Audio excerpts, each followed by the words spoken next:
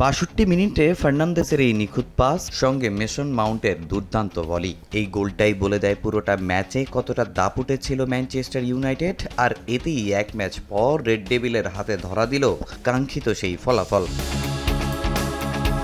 ম্যাচের প্রথম দিকে বল দখলে লড়াই থাকলেও ১০ মিনিট বাদই প্রতিপক্ষের মাঠে আক্রমণের ধার বাড়ায় ম্যানচেস্টার ইউনাইটেড।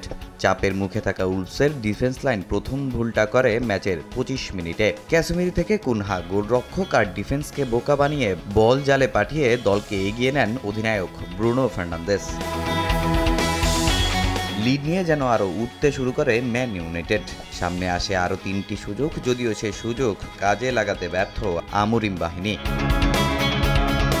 তবে এগিয়ে থাকলেও প্রথমার্ধ শেষ হওয়ার ঠিক আগ মুহূর্তে হোঁচট খায় সফররতরা। দারুণ এক গোলে সমতায় ফেরে উলভস।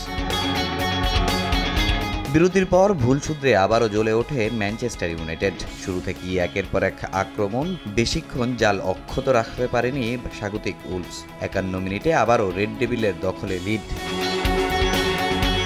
৬২ মিনিটে সেই ম্যাজিক্যাল মোমেন্ট, ব্রুনোর অ্যাসিস্টে মেসন মাউন্টের বুদ্ধিদীপ্ত গোলে ব্যবধান ৩-১ নিয়ে যায় ম্যানচেস্টার ইউনাইটেড।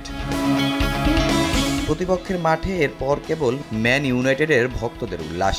ঘরের মাঠে উলভস মরিয়া গোল পরিশোধে, যদিও ৮২ মিনিটে আবারও ভুল করে বসে স্বাগতিকরা। ভিএআর চেকে পেনাল্টি পেয়ে যায় রেড ডেভিল। সেখান থেকে ম্যাচে নিজের দ্বিতীয় গোলের দেখা পান অধিনায়ক ব্রুনো ফার্নান্দেস।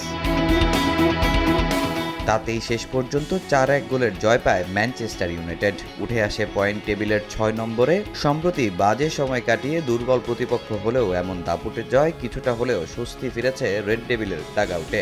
সঙ্গে দলের এমন আক্রমণের ধার মৌসুমের বাকি সময়ের জন্য দিচ্ছে ভালো বার্তা।